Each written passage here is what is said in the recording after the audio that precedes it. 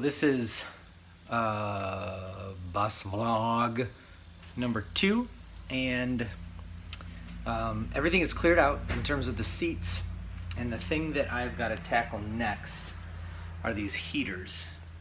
And if you look at them, they are heaters that used to be latched to the bottoms of 2 of the seats, and they're a little tricky because they have these heating coils that come out of it, and these are radiator hoses, and those radiator hoses run the length of the bus,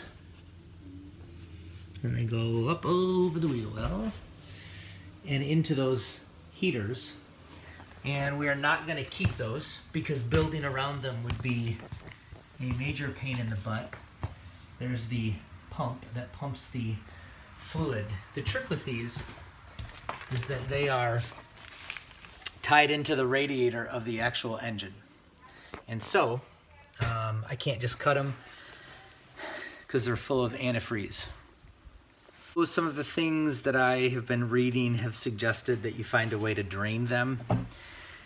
And the best way that I can think to do that, some guys have just cut them and then they kind of dump all over the floor, and I don't really want to mess with that and have to worry about cleaning that up.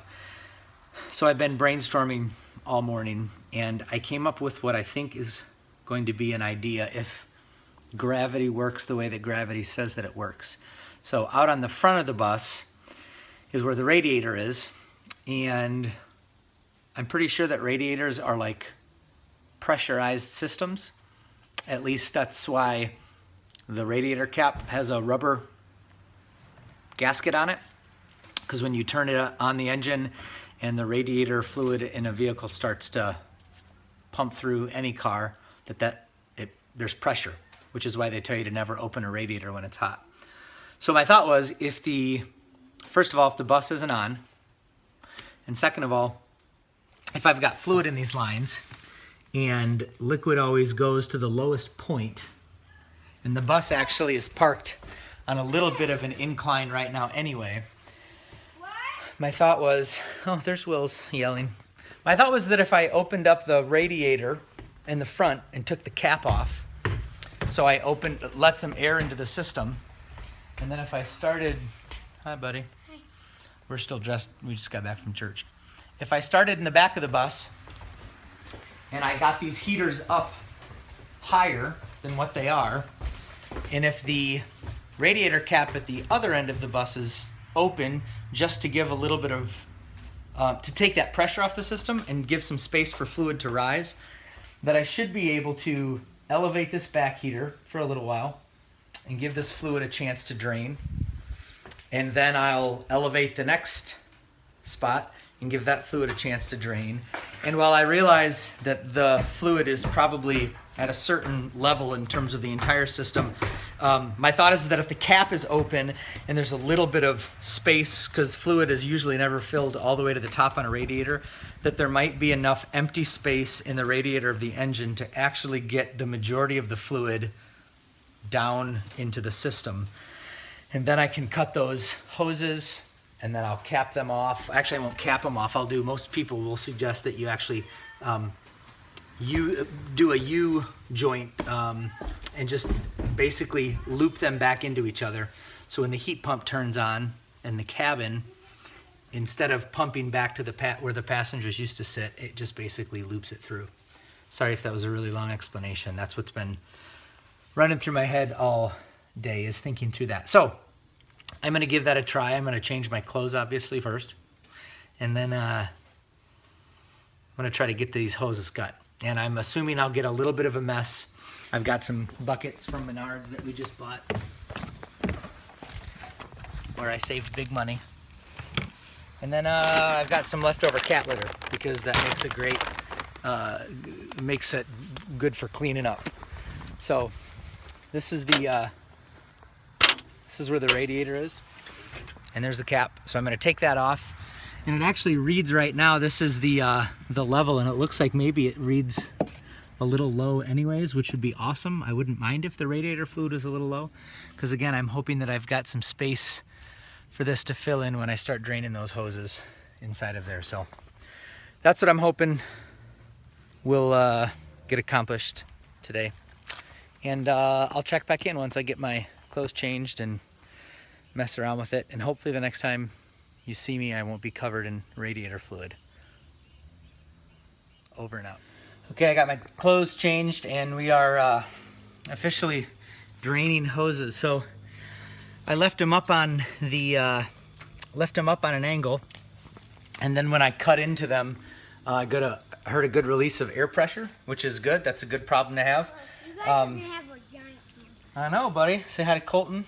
Hi, Coco. Hi.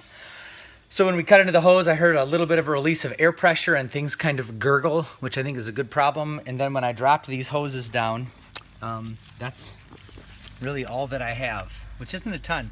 And that's only the first heater, and I need to pick it up and drain it more, but at this point I have no antifreeze on the floor of the bus. So we'll check back in once we get more out. So we have all of our seats loaded up, and I have a little helper here, a little elf with a popsicle. And she wanted to say something about the seats. What did you say? That's a lot of seats. That's a lot of seats. And then I said, I know. And you said, no, you don't. No, I don't. Because I didn't load them up. She did. Did you load up all the seats? No. All right, we got our seats loaded. There's our there's our trailer. And this is all the seats are going away happy dance. All right, off to the scrapyard. Bye.